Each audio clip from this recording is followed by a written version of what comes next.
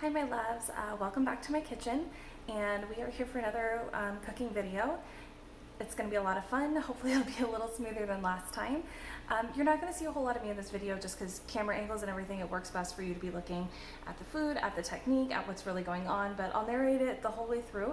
I just want you to be able to see what I'm doing so that you can learn and follow along. I learn by watching most of the time, so it's like a really easy way for me to learn. So hopefully that helps you guys out too, especially when it comes to like some of the chopping and the mixing, all of that. Today we're going to be doing a pasta with a fresh tomato sauce. It's going to be super, super yummy, and I'm really excited about it. So last week when I was at the farmer's market, I picked this little gem up from the Sonoran Pasta Company. It is a purple barley pasta, and we're going to get into some of the health benefits of this later on, but I think it's going to be a lot of fun, and I love its color, so I'm so super, super, super excited to bring it into this video. We're going to start off with the sauce, and then we'll go from there.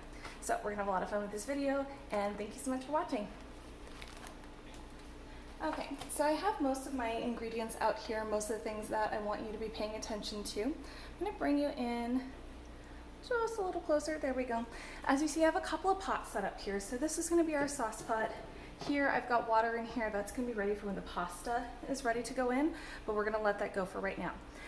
Also off camera, you can't quite see it, I have a pan set up because this is going to be a meat sauce, as you can see that I have right here. So we are going to start off with chopping up our garlic. And with garlic, we have a lot of pretty awesome health benefits. And so garlic here, as you see, comes in this nice little bulb, has all these little papery coverings. We're just going to peel off a couple of cloves to use it. With garlic, I'm that person that likes to put in about 3 times the amount that any recipe says to. But for this, I'm just going to use about 4 cloves of garlic. You can use more, you can use less. It depends on, you know, if you have vampires in your family who can't stand garlic, or people like myself who love garlic and can't get enough. So one of the reasons that we use garlic and why garlic is used a lot in cooking is because of the flavor. Additionally, with garlic, we have so many health benefits. There is a compound in garlic called allicin. Now this compound has some antimicrobial factors in it, so it's really good if you've got colds or flu. It can help your body fight it off, and so it'll kind of give you that little immune system boost. It's also been indicated that some of the compounds in garlic can support a healthy heart, and we're all about having those hearts being nice and healthy. So here's the fun thing with garlic. We're going to have to remove this papery covering, and there's a couple different ways to do it. The super noisy way is that you put all these little cloves in like a Tupperware container with the lid on, and then you shake it like there's no tomorrow. I'm not going to put your ears through that, so what I'm going to do is I'm going to take my knife flat side down, heel of my hand, notice my fingers are way out of the way. I'm just going to press down, hear that little crack, and then we're going to kind of squeeze, and that hard outer coating has just started to peel off. And so that's going to be easy just to peel the rest of it off. And we're going to do that for all 3 cloves here. And sometimes this happens where you just smash the whole thing. That's okay, it just saves you some work chopping later. Escapey garlic running all over the place here. And one thing that's super interesting about garlic that I actually didn't know for a long time is that in order to get kind of the health benefits of the allicin that's in garlic, that you have to actually chop it up. And after chopping it, you want to let it sit for about 10 to 15 minutes. So this is why we're doing our garlic first. We're going to dice it up, and then we're going to set it to the side. Now, letting it sit allows an enzymatic reaction to take place. So a couple of enzymes get together, and when they're done reacting, they form allicin. And that's where we get all of the health benefits from garlic. I'm just going to keep working on this here. So that is the thing about, so with garlic, ooh, lost my train of thought there. When you cook garlic, it does lose some of its potency. So this is going to be a really good recipe for looking at some of the differences between foods that can have better health benefits when they're cooked or better health benefits when they're raw. It's going to be different for each food, but garlic is one of those that the stronger health benefits come from raw garlic. I cannot eat raw garlic, it's a little bit too strong for me, but by doing the chopping and then letting it rest, we're going to actually give it a lot of opportunity to build up that component so that we do get more of those health benefits. So I'm just going to take my hand on the top. We're going to do a little rocking boat motion. Garlic stays fairly stationary, and we're just mincing it up. So I don't care about getting perfect slices. My tip is anchored down. We're just going back and forth here. This is going to be super garlicky, but I love garlic. And so notice these pieces, they're getting smaller each time we kind of run through it, but they're also kind of running away from me. So I'm going to scrape them all together, clean my knife off carefully, and then back to mincing. Each one of these cuts is starting to release that enzymatic reaction and is starting that process of getting garlic to that point where it's going to be a huge benefit for our body. This is one of the things that I love about food and that I love learning about food, is that food really is our biggest source of medicine, preventative medicine. You know, this is when we pay attention to what we eat, when we pay attention to what goes into our body, we can really affect our health and we can really help ourselves be healthier and feel better. So I have my minced garlic, setting it aside. It's just gonna sit there for a little bit. I'm gonna take this onion. Notice I've left the root on here. This is just a half onion that I had left over. I'm gonna leave this root in place. This is a trick that I learned from one of my culinary teachers during my master's degree. I'm just gonna cut this in half. Again, leaving that root on there. Set 1/4 aside. I'm probably just gonna use a quarter onion in this. I don't need a lot, I don't feel like I need a lot. And then what I'm going to do, keeping that root right there, I'm going to make, sorry, I have to do this at a weird angle so I can actually do it, little slices, not going all the way through. So this is gonna hold my onion together. When I have my, oops, see I cut a little bit of it off there and it went flying. But now I have all of these slices and it's mostly held together. Some of the pieces are falling apart because I did cut through a little bit too much. So bad example, but from this, we can just get that nice, easy dice all the way through. And you notice I did almost cut my thumb there, but I am okay. It's kind of why I pulled it away, and you notice I was holding my hand like that.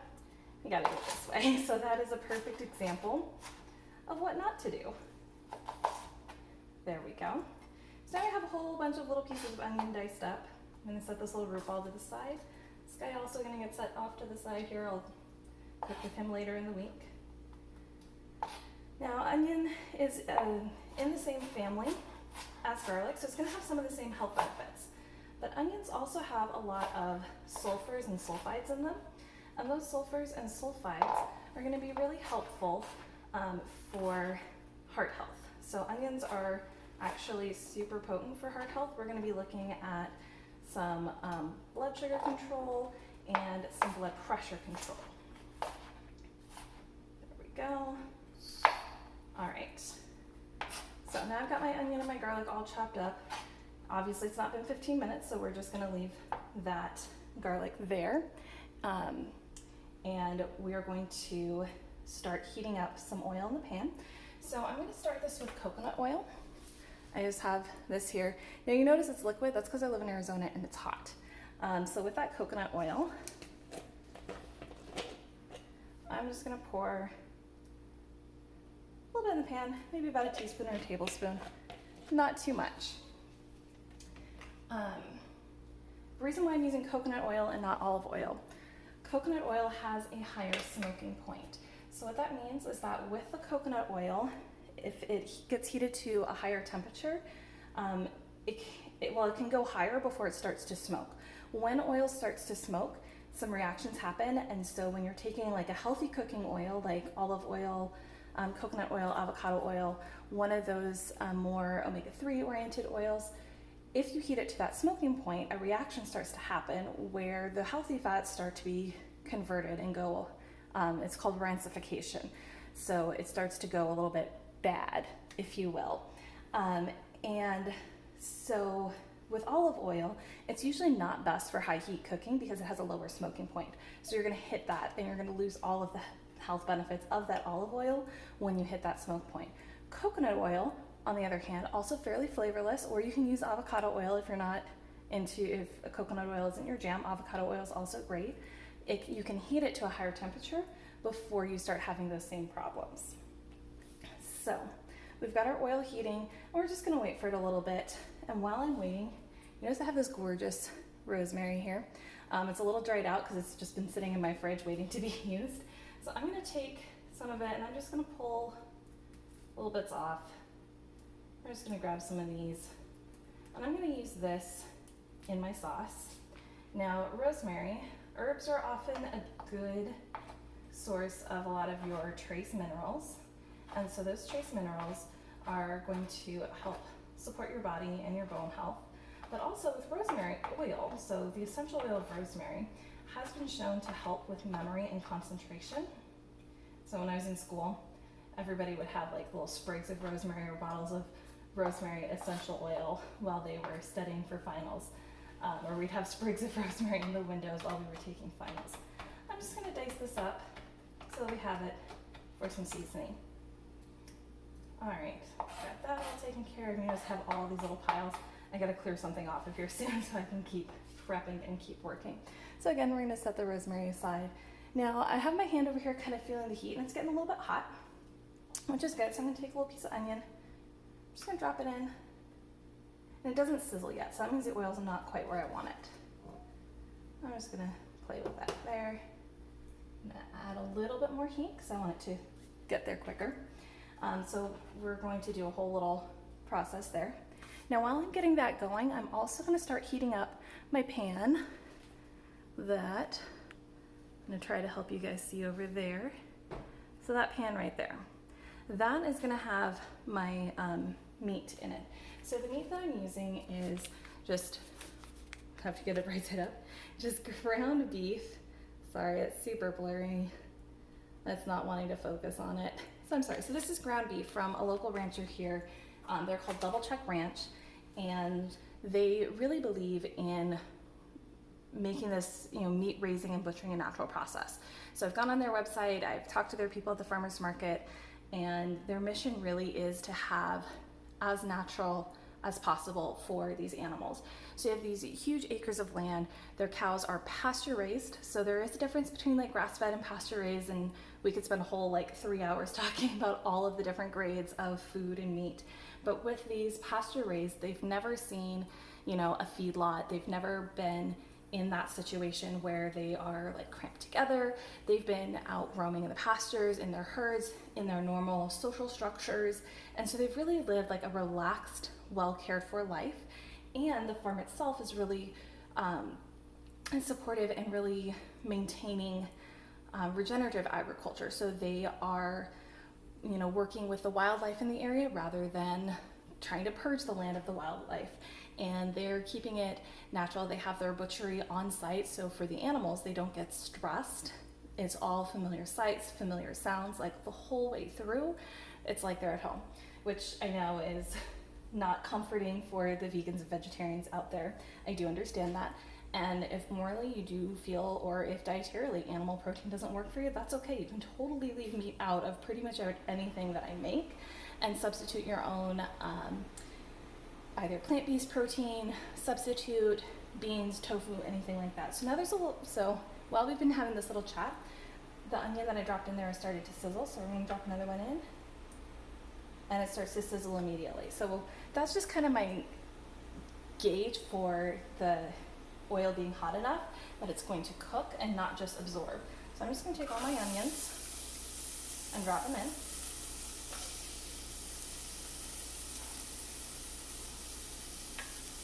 Just gonna stir them around a little bit.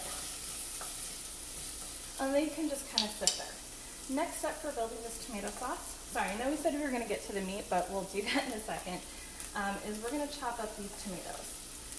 So I have this little partial tomato left over from our previous chat. And so for this, I don't care about it being pretty. It can be super mashed up and gross. I'm just trying to keep my fingers safe here. So that's tomato 1. And then we're gonna grab, I have these other 3 tomatoes. We're just gonna toss them all in here. Honestly, like, look at how huge this tomato is. Like, would you ever find something that big at the grocery store? Probably not. And so with all of these, they have this little top in there. And I'm just gonna be lazy. And I'm gonna cut around it. Now that I can see it in here, I'm just gonna do a couple little slices. Okay, it's just not wanting to come out, so we'll do that in a second.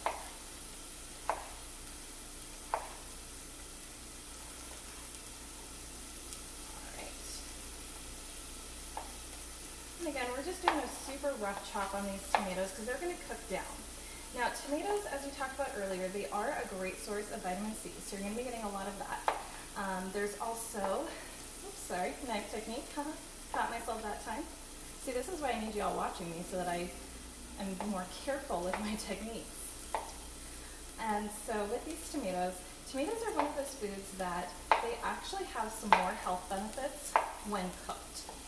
So when tomatoes cook, they produce so they produce a compound called lycopene. I'm trying to remember off the top of my head what category lycopene is, and it's just not coming. So I'm going to open up my cheat sheet in a second, and I'll let you all know. So with that lycopene, it is super helpful in helping the body to fight off cancer. So it has been shown to help the body with cancer. You notice I'm trying to be super careful with my language here, because with nutrition, with herbal medicine, with anything like that, we want to be really careful to avoid saying that something cures or treats, because we don't necessarily know that it does. We know that these compounds help.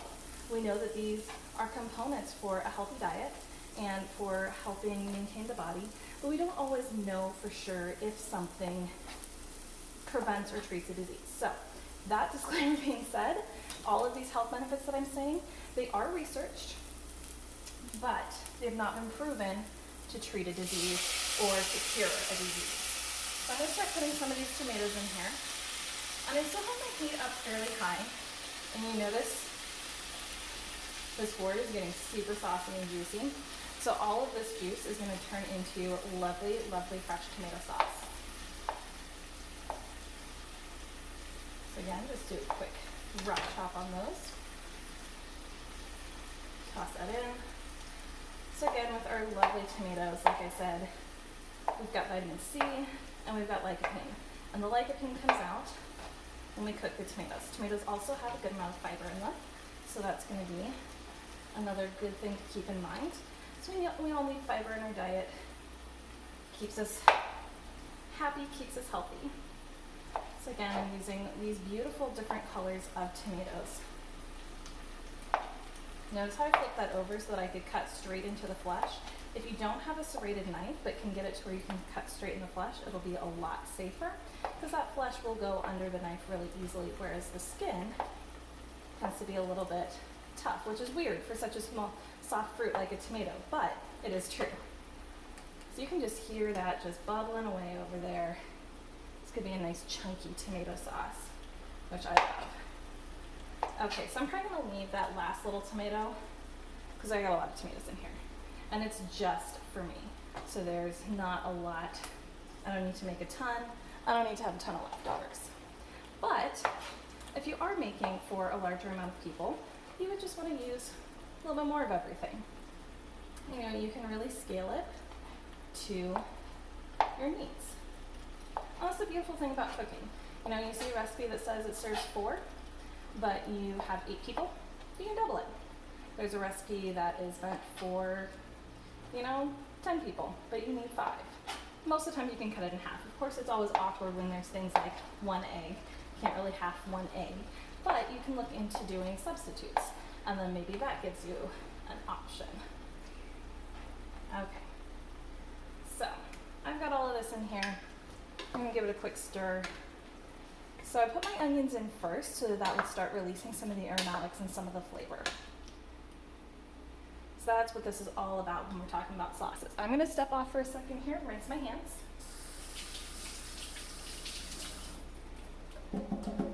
Alrighty. So I just have them covered in tomato juice. you need to get a quick rinse. All right, so we're gonna set this last tomato aside. We don't really need him. Now's the point where I'm going to take my knife, drop that over in the sink. Now there's no water in the sink, so I can see exactly where that knife is, so we're not gonna chop our fingers off later. And here, as cleanly as possible, I'm just gonna get all of those seeds and goodness in there. It's not super clean, but it's working. So now I'm gonna add the garlic in. Now we're gonna add that fresh rosemary in. And away goes the cutting. Another quick rinse of the fingers. Perfect. So now we have our garlic, we have our rosemary. This little guy's bubbling away. Just gonna stir that up a little bit. Okay. So for seasoning, I like to add, so you can just use a straight up Italian seasoning. An Italian seasoning is basically going to be rosemary, thyme, basil, oregano. It might have a couple other things in there depending on what variety you use. I just like to use what I have on hand. So I've got basil. I'm just gonna take that. I'm just gonna shake it in. This is probably about 1 to 2 teaspoons. I am horrible at measuring. I never do it. But basil is probably gonna be the stronger flavor here. I'm also gonna take this oregano. I'm gonna shake a little bit of that in. And that's probably gonna be about half as much as the basil, so like 1 teaspoon. And I'm also gonna take some thyme. Now I love thyme, so I'm gonna put a little bit more than I would normally put in. So with thyme, again, maybe about teaspoon and a half. We're just gonna shake that straight in there. As always, salt and pepper. I'm just gonna grind it straight in there. I'm going for roughly like 1/4 to 1/2 teaspoon of salt. We're not gonna need a lot of salt because really what we want the salt to do is to bring out the flavor of everything else. Pepper, same thing. Just gonna grind some in there. And again, 1/4 to 1/2 teaspoon, a little bit less than everything else. And that's for all you measurers out there. I'm gonna stir this up.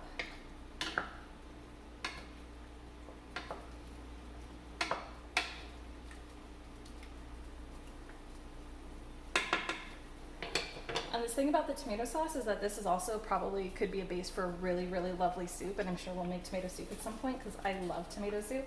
But we've got all of these benefits in here. So you've got the garlic, you've got the onion, you've got all of those really nice herbs that are going to give you just some flavor. They're going to make healthy eating a little bit more fun. We've got the tomatoes. Really, really just a lovely sauce there. And here's the thing, there's none of the sugar. So pretty much, like you look at all of the store-bought tomato sauces and they're gonna have sugar, they're gonna have salt. We do have a little bit of salt in there, but not too much. But we're really looking for making a healthier version of what's available in the store. And that fresh tomato sauce is just gonna pack in so much more flavor than you would find in a can. So I am pulling up my little cheat sheet here so that I can get you all those details about like pink, because trust me, I don't have anything just stuck in my brain. That's just unfortunately not how it works. Just give me 1 moment to pull all of that up. Because yeah, I'm human, we're all human. And if you don't know something, there's this beautiful thing called Google where we can figure it out. But I will say that when you are looking things up on the internet, you need to be careful with the source. And when you're looking things up, you want to make sure that the source that you're looking at doesn't have an agenda. So it's not, you know, like the sugar company putting out research on sugar or things like that. And you want to make sure it's from a scientifically sound source. So if they have references or a scientific paper or a well-respected food journal, those are all going to be great places to go. Yeah, so with those tomatoes, the 2 other things that I was missing that I really wanted to talk about was potassium and vitamin K. So vitamin K is going to help with bone health, and then potassium helps, again, with heart health. So I'm going to give this another little stir. Now that we have this at that nice rolling boil, I'm going to turn that heat down. I'm going to pull a lid out here. I've got one. Oh, I've got one hiding right over here. All right, so I'm gonna take that lid, I'm just gonna cover it, and I'm gonna let that simmer while we work on some other things. So, in order to work on those other things, you guys gonna move a little bit, and now we're gonna look at our meat pan. So, again, talking about that grass-fed beef. So not only is pasture-raised beef better for the animals, so if you're looking at still eating meat but staying conscious and ethical and environmentally friendly, you really want to look for ranchers, vendors, buy it directly from them. So that not only are you supporting small farmers, but you're also getting meat close to the source, meat that has been well cared for, that hasn't been like pumped full of hormones and antibiotics, but meat that is healthy, that's been eating what it's supposed to eat. Because cows, contrary to how we raise our cattle these days, are not supposed to eat grains. It causes a lot of upset in their digestion. Cows are ruminants, so that's the multiple stomachs, and they are supposed to eat grass, high fiber things that they just chew and chew and chew. So I'm going to turn on my heat here. Again, we're going to go pretty high with medium high. I never go like super high because that just creates a lot of trouble. So we've got this simmering, and then we're going to heat that up. So some of the differences between like a normal beef and grass-fed beef. So when you're talking about a grass-fed beef, you're going to have higher amounts of omega-3s versus omega-6s. So we do need both, but we need a lot more omega-3s than omega-6s. And when we have too many omega-6 fatty acids, that kind of throws our body out of balance, and it makes it harder for us to deal with inflammation, dietary stress, oxidative stress, all these things that happen to our bodies, whether it's being in like a smoky or smoggy environment, breathing in air that's not super clean, just being around chemicals that are in households, that are in cleaners, all that has an impact on our body. And I'm gonna pause you real quick because I have to sneeze. Okay, cool, back to this. Sorry about that, guys. I used to want to like sneeze on camera. I promise I don't have coronavirus. It's just like a little tickle here. We're good. So what we're really looking for in a meat or in an animal source of protein is something that has that healthy amount of omega-3s versus omega-6s. Grass-fed beef is also a lot higher in CLA, which is conjugated linoleic acid. So that's a fatty acid that helps support a healthy body weight.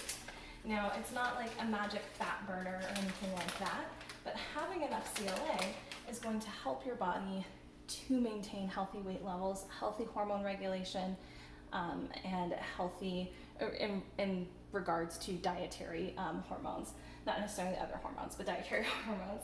All right. So, and it also is a good source of complex B vitamins and proteins. So this is going to be a complete protein. It's going to have some B vitamins. It's really going to help you stay pretty healthy. Now I have a whole pound here. I'm not going to do the whole pound in this. I'm probably going to do like a third of a pound because again, it's just me. I'm even going to have leftovers with this. So I'm going to take this. You can hear it sizzle.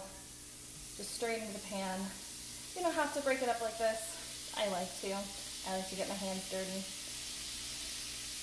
Okay, so now that it's in there, I'm going to wash my hands. Because you always wash your hands after touching raw meat. You don't want to touch raw meat, then touch something else. That's just asking for bacterial contamination. Okay, so quick little hand wash there. I'm going to fill the rest of this up, keep it protected. I'll make burgers or something like that later with it. So then, we're just wanting to brown this meat. I'm going to turn up the heat a little bit more so we can get a nice quick brown on it. So this browning is something that's called the Maillard reaction. Maillard reaction is a protein reaction that helps denature the proteins. That's going to make it a little bit more accessible for digestion, and it also is responsible for creating kind of that brown color and a lot of the flavor that we experience in meat. And if you've never tried like a true pasture-raised, grass-fed, like cows that would read their bedtime stories every night, burger or steak or anything like that, I highly recommend that you do that. The flavor is so, so different. And I was super lucky, and growing up, my grandmother is cattle rancher. So, and she and my grandfather believed that, cows should be cows. They live out on their pasture and they're largely left to themselves. Medical attention when needed, all of that. And so I got to grow up on this absolutely delicious grass-fed beef. And so whenever my sister and I would go to barbecues or anything like that, and people would be talking about how good like a burger was, she and I like never really got it because what we had at home was just so much better than pretty much anything you could buy at the store during that time. Obviously now it's a lot easier to find grass-fed, pasture-raised, all of that. All right, so notice this really quickly browned up. That's perfect. We're gonna flip that off because we don't need to cook it a ton. I'm gonna take this, we're gonna add all of this ground beef into our sauce. So now the beef is gonna pick up that flavor. We're letting all the fat go in there as well because like I said, this is a healthier fat, and healthy fat is your friend. You know, avocados, coconuts, a lot of plant-based fat is really good for you. And then animal-based fat from healthy animals, from naturally raised animals, is also gonna be super good for you. So, stirred all that up. Notice it's still bubbling there. We are just gonna cover it and let it simmer. Towards the end, I'm gonna throw in some of this fresh pesto from Hartquist Hollow Farms here in the Gilbert area. That's just gonna add like a little bit extra flavor. There's Parmesan cheese in this pesto, so it's really gonna kick that up a notch, but I'm gonna do that towards the end.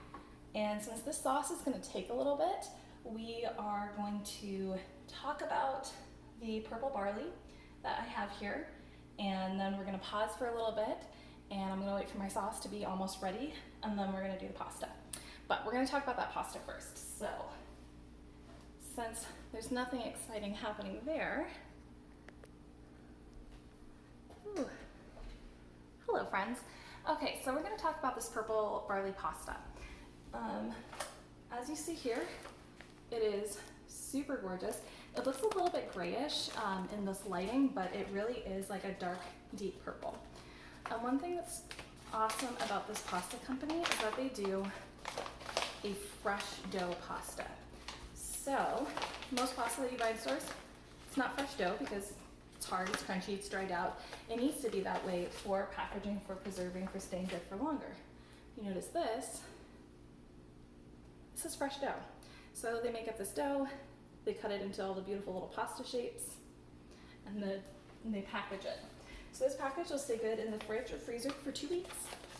So I've already had it for like a week, so I gotta be using it up here, and I've got some really cool ideas of what we're gonna do with it. Now, for all of my gluten-free and celiac babes out there, not for you. I would not recommend this, because barley, while it is a little bit lower in gluten than wheat is, it still has gluten. So if you are gluten sensitive, if it is something that you're trying to avoid, you can do spaghetti squash, you can do zucchini noodles, you can do chickpea noodles. There's a whole bunch of other options that you can use in place of this purple barley pasta. But I love the color and I couldn't resist.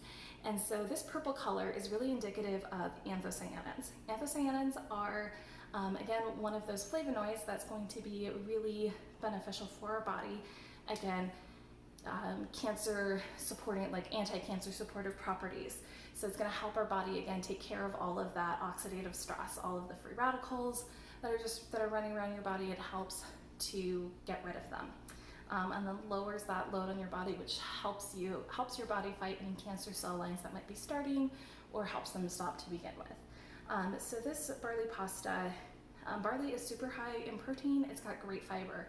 And the thing is, it's got both soluble and insoluble fiber, so 2 types of fiber. Soluble fiber dissolves pretty well. Soluble means dissolvable. It's going to go through your system. It's going to help your body to,